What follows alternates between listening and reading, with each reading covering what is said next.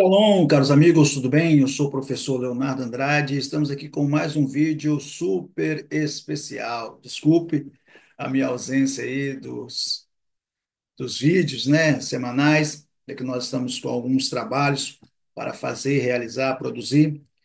Mas estamos aqui para fazer um vídeo super especial, um vídeo enriquecedor, né? Algum tempo atrás, tivemos um embate, né? Eu não vou citar nomes aqui, para não criar nenhum tipo de desconforto para ninguém. Mas tivemos um embate sobre um pronome ali em Ezequiel 28:14. Deixa eu ler para você, Ezequiel 28:14, tá? Ezequiel 28:14, ele fala ali sobre o querubim, isso mesmo. Ezequiel 28:14, vou ler para vocês, ó. Tu eras querubim ungido, né? Ungido da guarda. Então, esse é o texto. Então, algumas pessoas ali fizeram alguma referência acerca de que se tratava, algumas coisas, e eu resolvi escrever um artigo, pequeno artigo, né? Para demonstrar o quê, pessoal? Existem muitas pessoas que fazem vídeos, que produzem material. Eu não vou tirar o mérito de algumas pessoas, porque não fizeram o curso de letras ou não estudaram, o português mais rebuscado, né? E não sei qual as obras que eles têm se referenciado, ou referenciado, né? Se referenciado na voz recíproca. Então, não tem necessidade de fazer muito espetáculo, sendo que uma coisa que já é óbvio, né? Eles erram e erram feio, né? Nós chamamos isso de cacologia, né? É um erro de sintaxe. Mas, como as pessoas, na sua maior parte, não estudam, quem tem um olho em terra de cego é rei, né? Acabamos de ver e observar o vídeo do professor Ferreira falando alguma coisa acerca dessas situações. Concordo plenamente. Devemos respeitar as pessoas que trabalham com isso há algum tempo, né? E, até para citar nesse ensejo que eu falei sobre o pronome tu, uma pessoa fez uma referência que o pronome tu ali, ele é catafórico. Meu Deus, meu irmão, qualquer um que estuda um pouquinho, um pouco, não precisa ser muito, de pronome, ele vai saber que ali não é catafórico, ali é anafórico, né? E tem endofórico, outras coisas, pronome restrutivo no hebraico. Então, assim, isso aí nem passa na cabeça deles, entendeu? Aí eu fui contra. O professor Fabiano Ferreira foi o tradutor. Todas as minhas honrarias e saudações ao professor Fabiano Ferreira, né? Meu amigo, tá? Um homem que me ajuda muito, meu mestre, meu professor.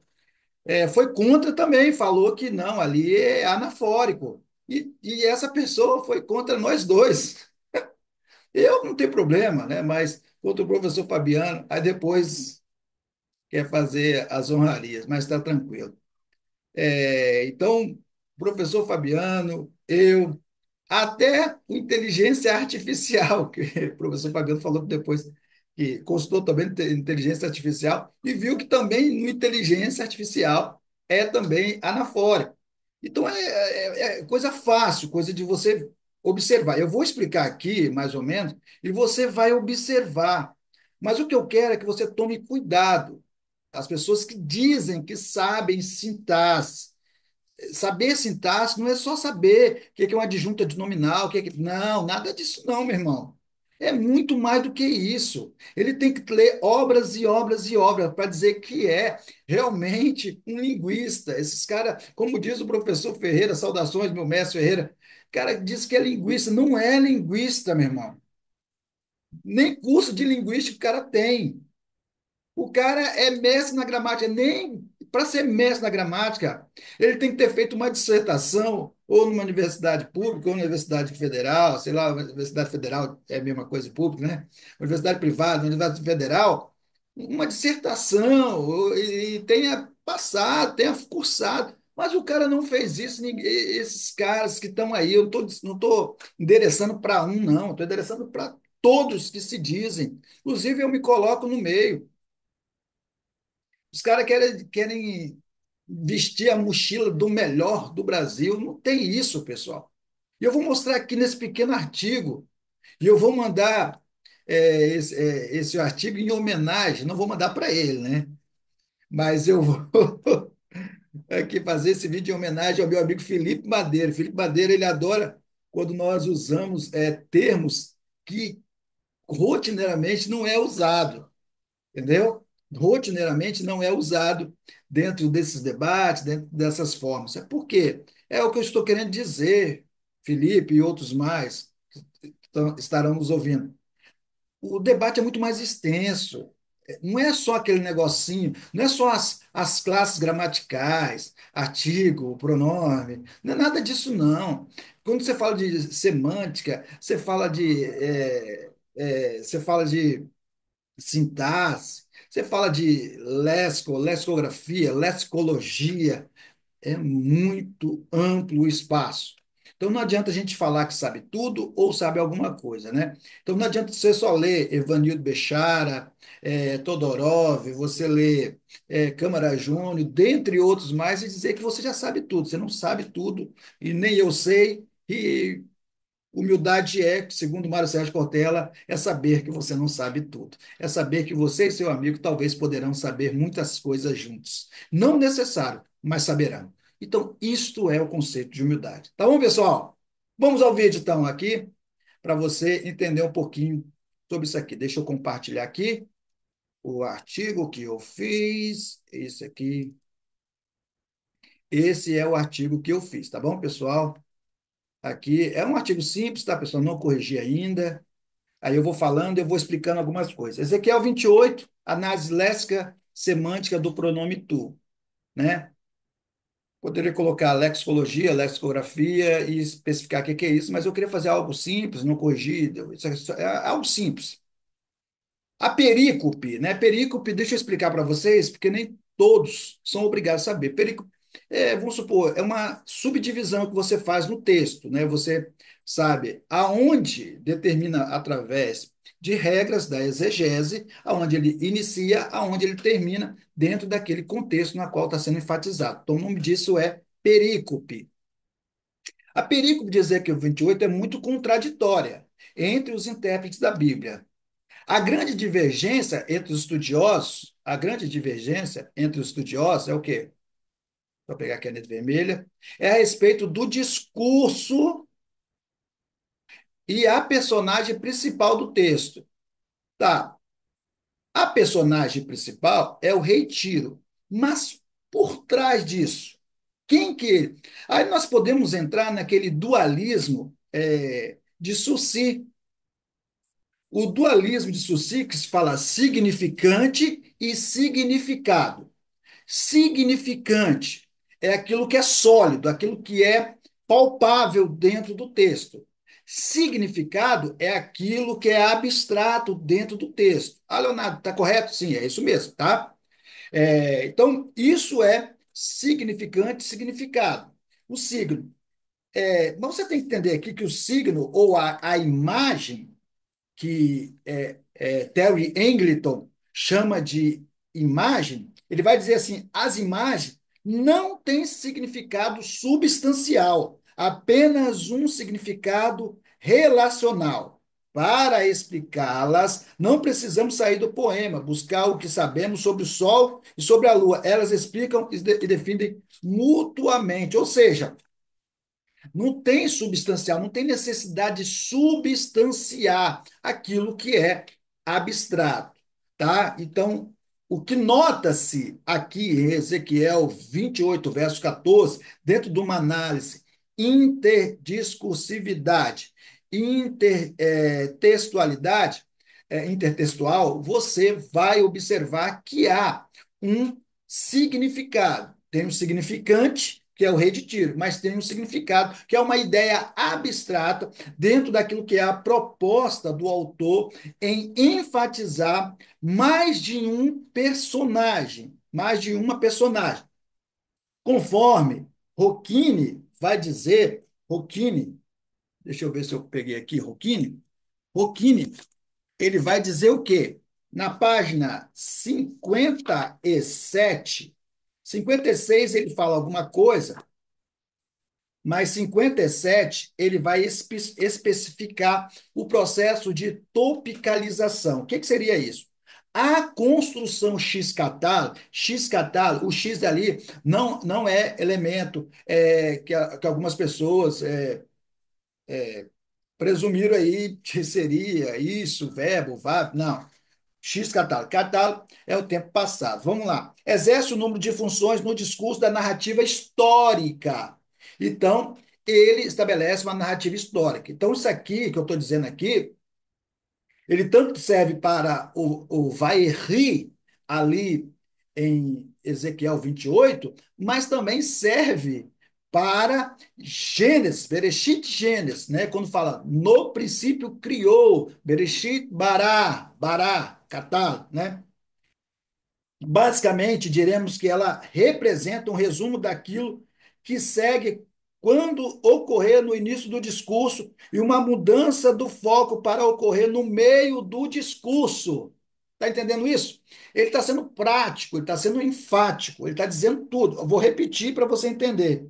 Basicamente, diremos que ela representa um resumo daquilo que segue quando ocorrer no início de um discurso e uma mudança no foco quando ocorrer no meio do discurso. Muitas vezes, no meio do discurso, a construção x-catálogo é usada para esclarecer uma mudança de tempo, no tempo, desculpa, ou nos participantes da história. Por isso que você vai ver Nagid e Meller. Ambos termos são relacionados para rei, mas você vai ver que a personagem é diferenciada dentro do contexto. A palavra que usamos para essa função é topicalização, Rocchini, tá? 2019, página 57. Então, essa é a questão, tá? Mas não é isso. Nós vamos entrar aqui. A visão mais ortodoxa entende que o texto possui uma dupla referência, ou seja, trata-se de um ser maligno. Já a visão moderna, baseada na crítica, acredita que o texto se refere ao rei de Tiro simplesmente. Claro que encontramos algumas dificuldades históricas, entre outras coisas. Essa abordagem foi muito bem feita, a abordagem histórica. Um dia eu estava conversando com o meu amigo Rabelo, e o Rabelo eu tenho umas obras aqui, somada às obras que ele apresentou, nós encontramos algumas incompatibilidades em relação ao retiro ali, principalmente naquela obra de Mário Liverani, Mário Curti Giordani também é uma obra, mas também tem algo bem específico, é na obra de John Mackenzie, o Dicionário de Teologia, tá bom? Pela editora Paulus você encontra esse dicionário. Mas nosso assunto não é esse. Ademais, esse estudo se debruçará apenas em elucidar e mostrar os aspectos lexicográficos e sintáticos desse texto, só isso, entendeu? Eu vou ensinar realmente o que é sintaxe aqui um pouco, para a pessoa entender, entendeu? Para darmos início a esse estudo, é necessário definir alguns termos que doravante serão elucidadores fundamentais aos leitores. O texto de Ezequiel 28 14, tu eras querubim ungido para proteger e te estabeleci no Monte Santo de Deus. No Monte Santo de Deus estavas. No meio das pedras alfogueadas andavas. Há uma imensidão de aspectos linguísticos e sintáticos aqui, tá, pessoal? Uma imensidão de aspectos linguísticos e sintáticos aqui. Primeiro passo é entender, fundamental, é você entender que só existe dois métodos exegéticos. Eu estou falando de método, não etapas metodológicas, tá bom? Método. Método é uma coisa.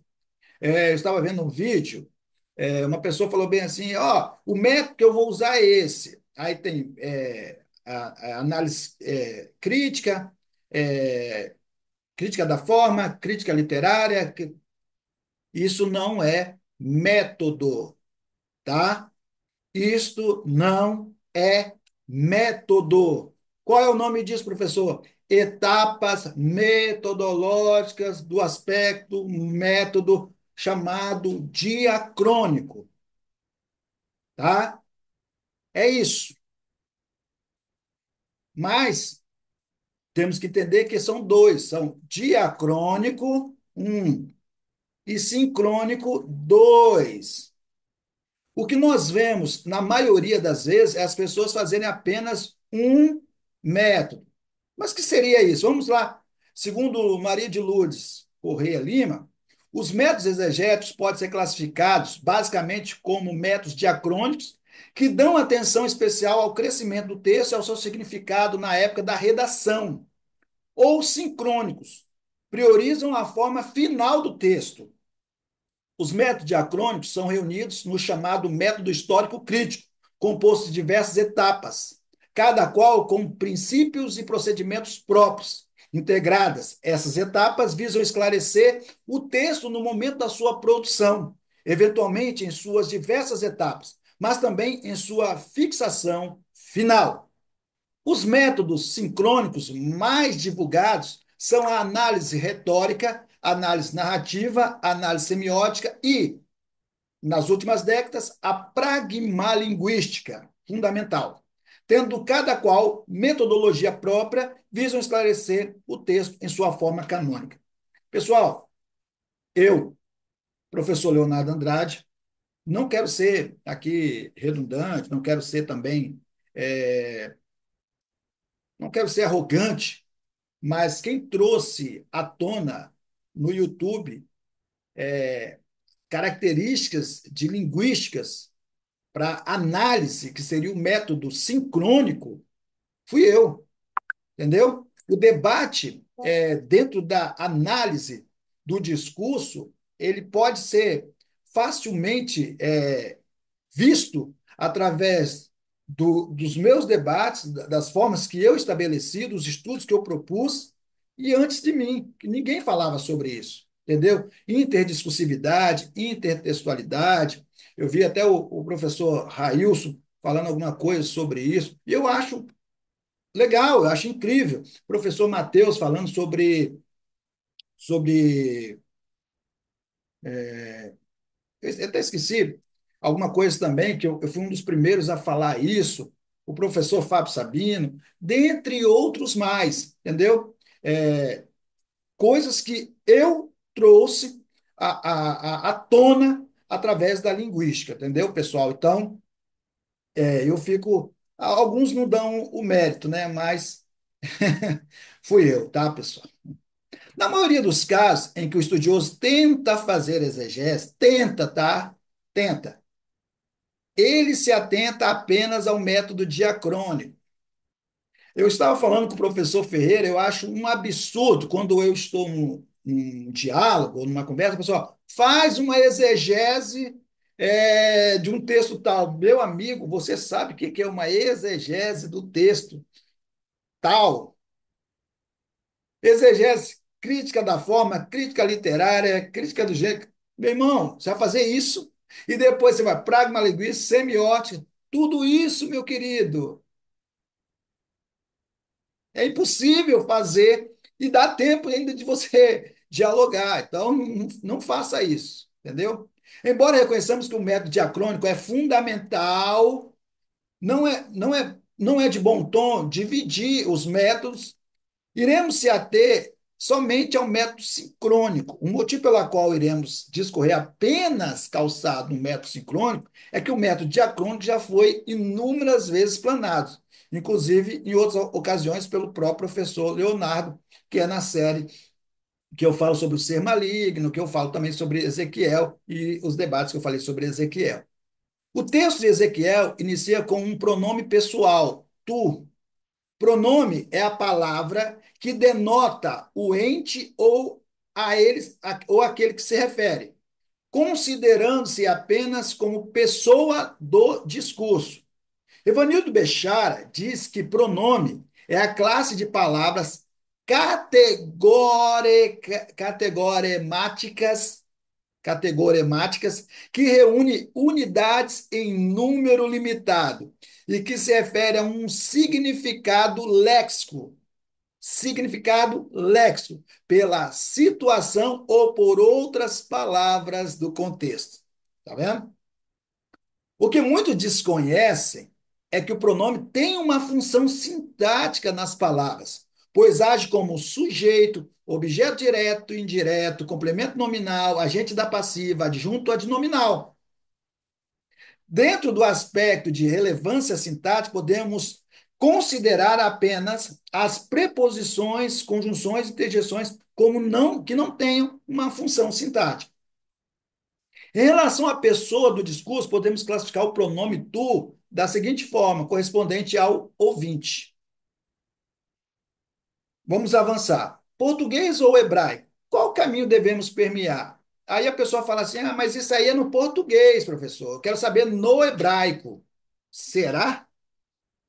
Por isso, quando eu vejo uma pessoa falando alguma coisa, errando, tá? Não estou falando de errar palavras no português, não, pessoal, porque isso aí você pode ser o maior mestre, você vai errar mesmo. Tem um livro aqui, só para você ter uma ideia, eu não sei se está aqui em cima, que fala sobre essa questão de nós costumeiramente usarmos algumas palavras, né, mais comuns, né, mais corriqueiras, né? Não estou achando aqui, não vou achar. Não. Quando você quer, você não acha nunca, né? Tem esse negócio também, você sabia disso, né? Quando você quer, você não acha. Mas é um livro do Juarez que ele vai falar sobre a teoria do argumento, tá? Ele vai falar sobre essa questão do argumento, tá? Mas daqui uns 10 anos. Aqui, eu achei aqui.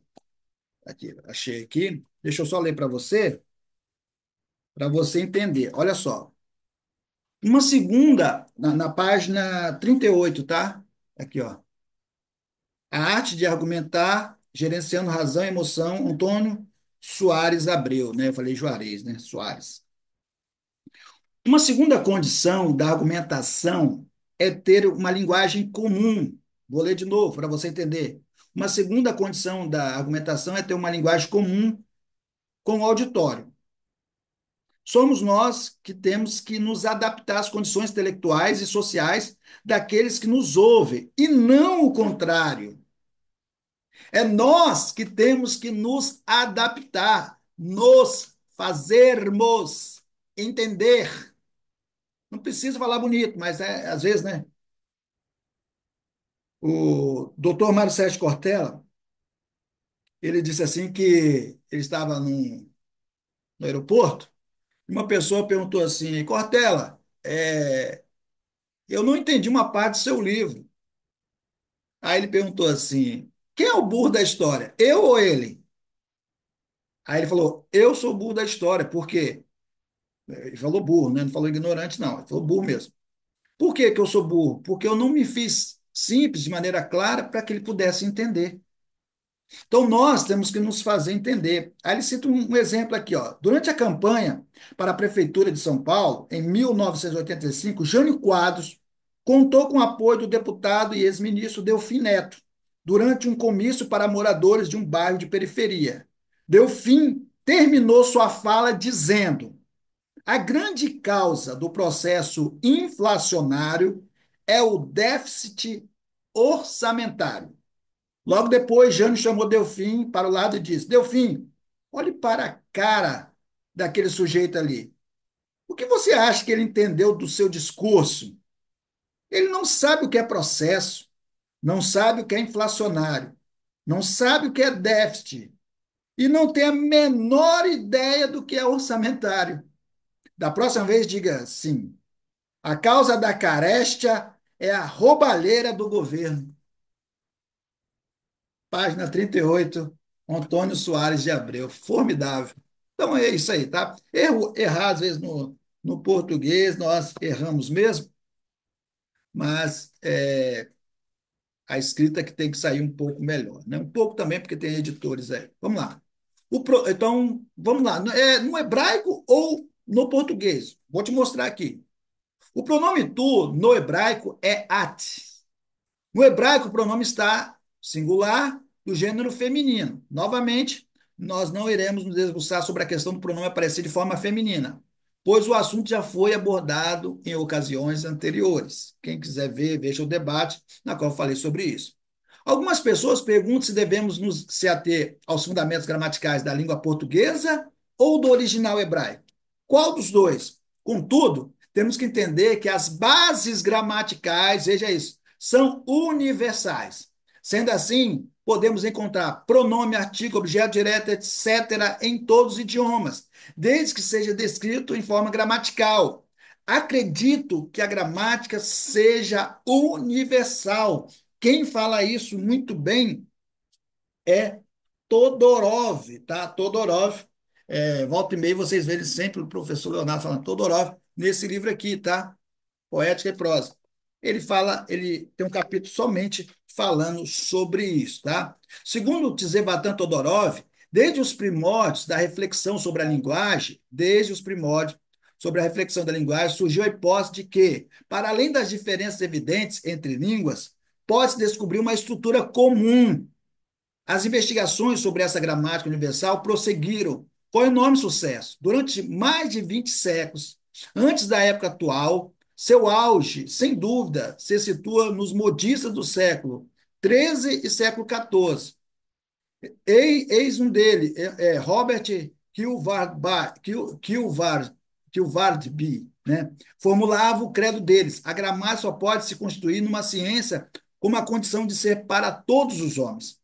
E por acaso que a gramática enuncia regras próprias para uma determinada língua, como latim ou grego, assim como a geometria não se ocupa em línguas ou superfícies concretas. A gramática estabelece a correção do discurso na medida em que se faz a abstração da linguagem real. O uso atual nos levaria a inverter os termos discurso e linguagem. O objetivo da gramática é o mesmo para todo mundo. Todorov continua. Porém, caso admitamos a existência de uma gramática universal, não devemos mais nos limitar apenas às línguas. Ela, olha o que ele vai falar aqui, ela de certo terá uma realidade psicológica. Nesse sentido, podemos citar Boas, cujo testemunho tem ainda mais valor, já que o seu autor inspirou precisamente a linguística anti-universalista.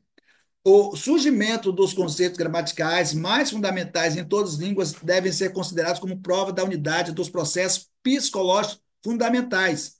Essa realidade psicológica torna plausível a existência da mesma estrutura, não só na língua. Que lindo, né, pessoal? Então, o que Todorov está querendo dizer aqui? Que a gramática é universal. Entendeu? Então, aí eu escrevi aqui: logo, para obter uma interpretação sadia, basta conhecer a gramática da língua portuguesa. Outro sim, o estudioso, ao se debruçar sobre o texto, conseguirá êxito em relação ao resultado da sua exegese. Não estou dizendo que pode-se fazer exegese sem conhecer as línguas originais, não é isso. Mas conhecer a gramática da língua portuguesa já é fundamental para darmos o pontapé inicial. Um exegeta com conhecimento substancial da gramática da língua portuguesa atrelado ao conhecimento básico, não é conhecimento profundo das línguas originais da Bíblia, conseguirá de forma surpreendente fazer uma exegese de alto grau. Assim, vale a pena ressaltar que uma teoria da narrativa contribuirá para o crescimento dessa gramática, na medida em que a narrativa é uma dessas atividades simbólicas. Todorov ressalta que é possível que o estudo da narração nos leve a corrigir a imagem da língua, tal como os encontramos nas gramáticas. Ou seja, se você conhecer todas as propriedades que envolve o estudo da narrativa, modo descritivo, modo optativo, condicional, todos esses você vai conseguir fazer algo bastante relevante em relação à sua exegese. O valor semântico do pronome tu. Como já foi dito, o pronome tem um valor sintático e também semântico. E a maioria das pessoas não sabe o que, que é semântica e o que é léxico, né? Lexicografia, lexicologia.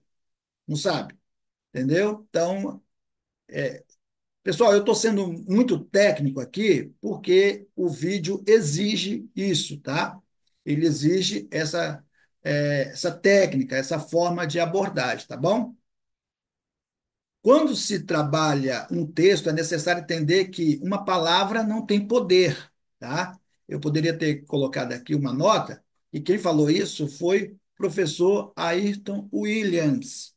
Ayrton Williams, para mim, dentro da linguística que envolve texto bíblico, é o melhor, tá? Para mim é formidável, é uma pessoa assim fantástica mesmo, tá?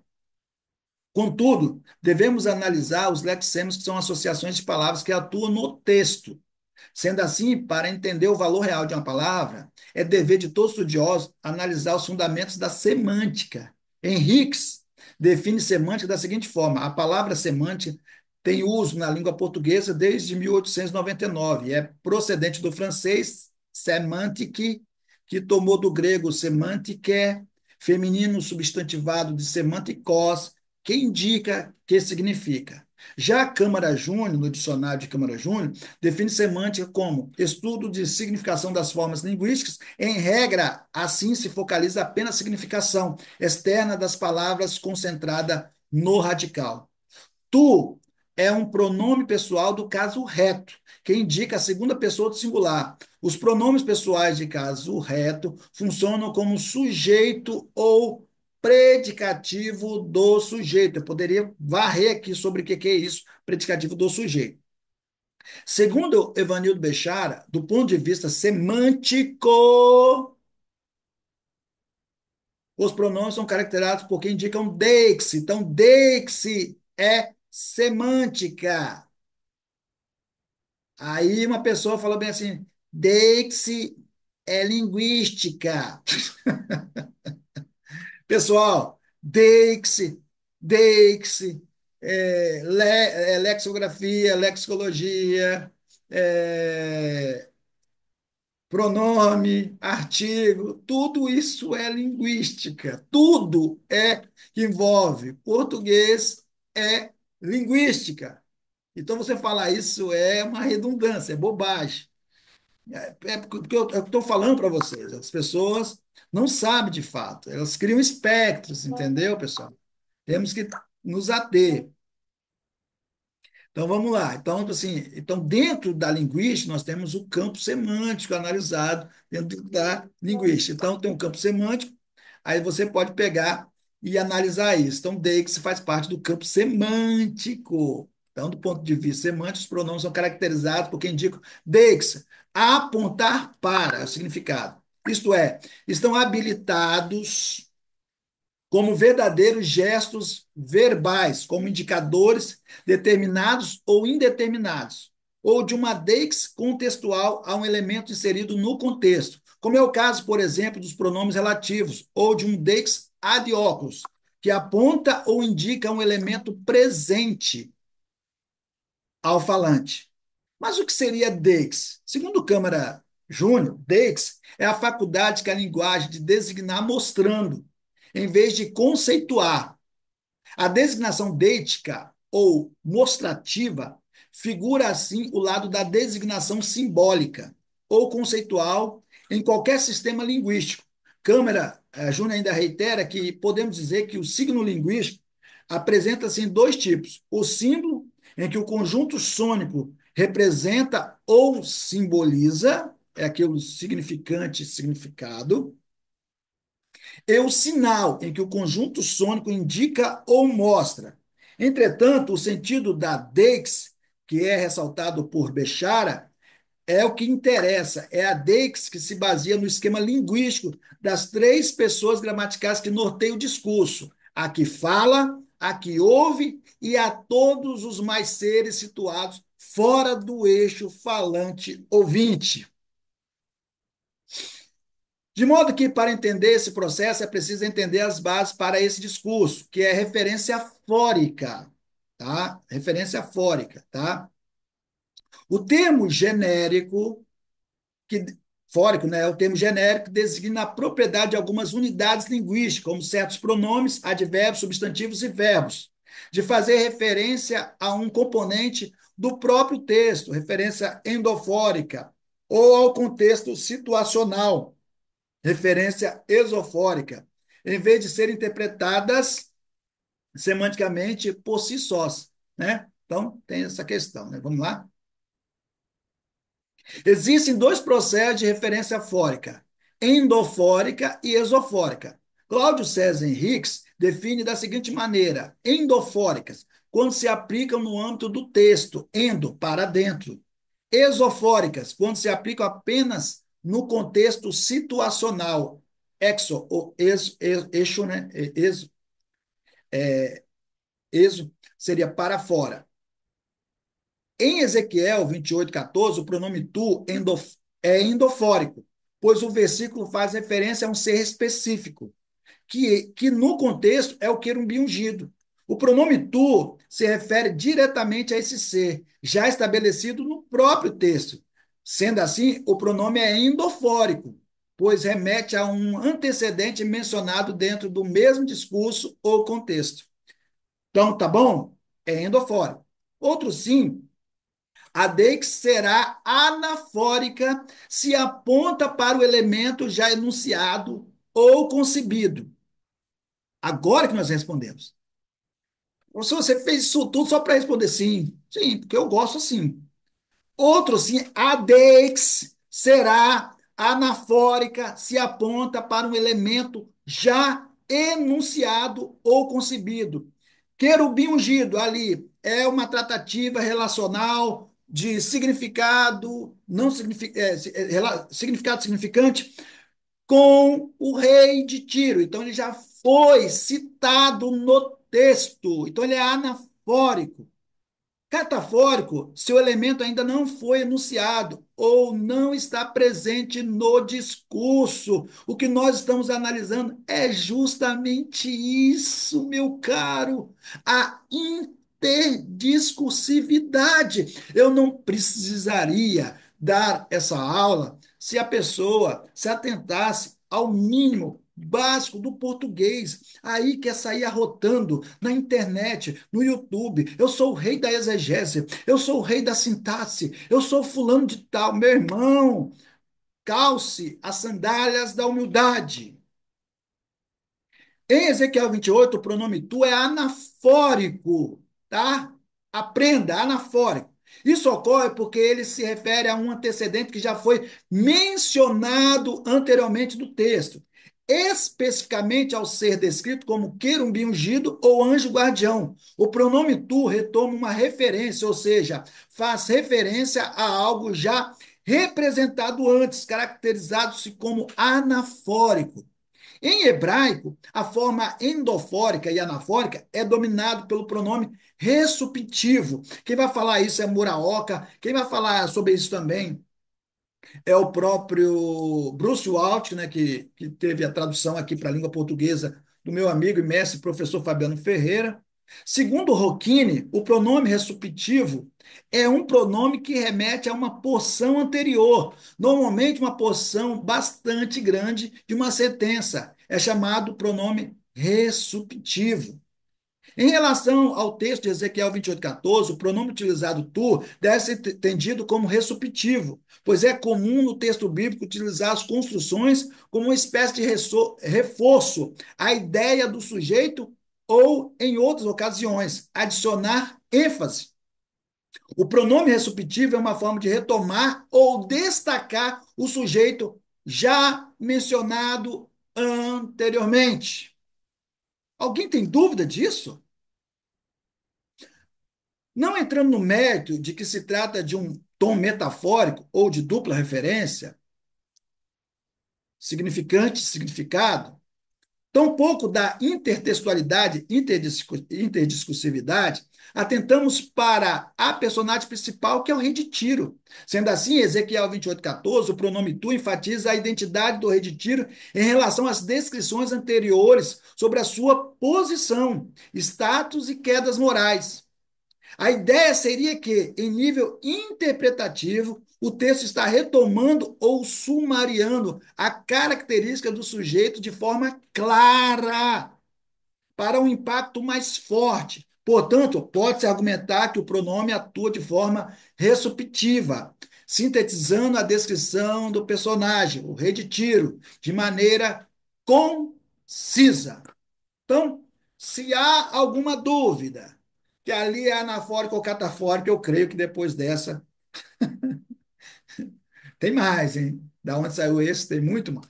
Bom, conclusão. Concluímos que o texto de Ezequiel 28:14 pode ser interpretado facilmente como simples conhecimento da gramática da língua portuguesa.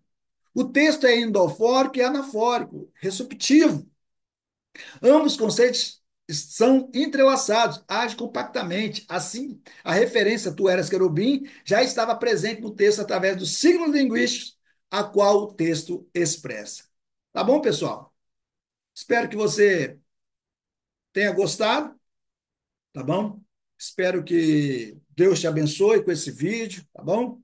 E vamos se atentar mais para as ocasiões, tá? Não vamos entregar coroas para qualquer um, não, pessoal, tá? Não vamos entregar coroas para qualquer pessoa, tá?